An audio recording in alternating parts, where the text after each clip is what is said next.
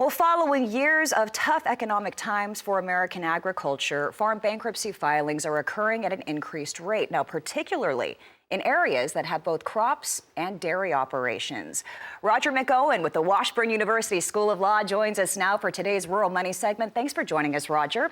Let's start with an overview of what's happening and how it pertains to the preferential transfer rule in bankruptcy.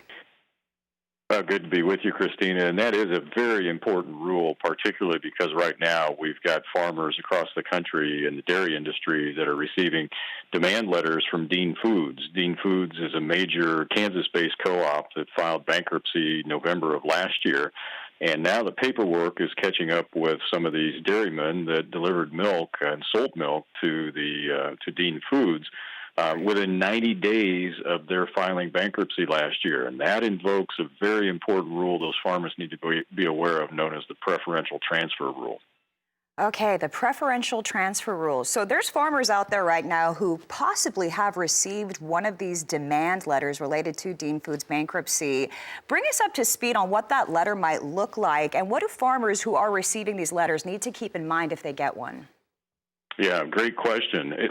Basically, what that letter is, it's a right of the creditor, or of the debtor in this instance. It's the right of the bankrupt debtor to claim and claw back, I guess I would phrase it that way, payments that farmers made to them, payments that the co-op made to farmers for milk sales to the co-op, to the bankrupt debtor within 90 days of them filing bankruptcy. They have a right to do that. Farmers' first reaction to these letters may be one of shock, one of surprise, one of anger that they shouldn't have to pay this money back. Why should I have to help bail them out of their bankruptcy? But there is a right that the company has to do this, to claw back those payments that they made within 90 days of filing. Now, what farmers need to be aware of is that there is a major exception that they can probably avail themselves of to avoid having to make any payment, and that is if their transaction with the bankrupt debtor within 90 days of that debtor filing bankruptcy was within the ordinary course of business, then that's an exception to the preferential transfer rule. The farmer's going to have to demonstrate that they were engaged in ordinary course of business, basically by demonstrating that the transfer to the debtor was consistent with a pattern of previous transfers between the parties. So business transactions that were within the norm of industry practice, that's what they want to look for. That's going to be essential to establishing that those transactions were in the ordinary course of business. So therefore, they need to get this information to their attorneys. They don't want to ignore these letters. Ignoring the letter is going to get themselves sued.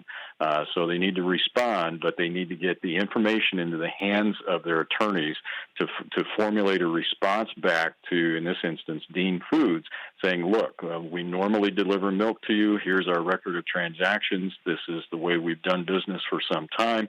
This is in the norm of industry practice.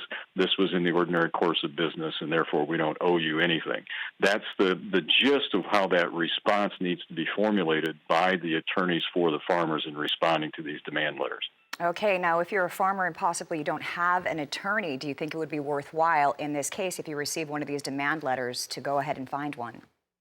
Absolutely. You need to find an attorney that is well-versed in bankruptcy law, hopefully one that is well-versed in ag bankruptcy and responding to these demand letters that are legitimate. Some have said, and I've read some in farm press say that these are bogus letters. No, they're not. They're legitimate, but farmers need to be aware of this defense that they can raise, and they need to have a well-trained bankruptcy attorney formulate that defense in a well-crafted letter back to them. So they need to keep their hands on all correspondence that they've had, turn those over to their attorneys that they have to represent them, and get a good letter formulated in response. So critically important to have you on for topics just like this. Roger McEowen with the Washburn University School of Law, thank you so much for always keeping us up to date with what's happening in ag tax. Such an important time of year as well. We think about tax time just around the corner now.